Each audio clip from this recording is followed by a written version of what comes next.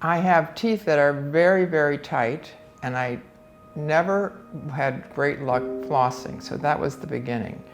After having some issues with the third periodontist I was going to, and I went to him because the others had retired or there were other issues, he pulled a tooth that he thought was not good, which neither my regular dentist nor I felt was correct, but so I ended up with it without a tooth on the lower right. After that tooth was pulled by the periodontist I had been seeing, I told him, this is it, I'm not, I need somebody who can really do the right job. And that's when I got referred to Dr. Volchonok.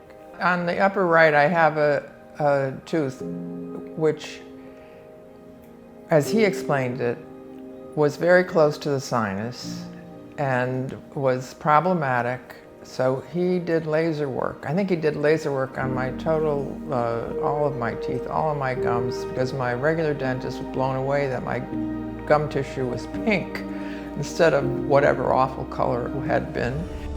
Over time, we've been able to make sure that that implant stays. After the laser procedure, I was perfectly fine. I wasn't uncomfortable. I thought it was terrific.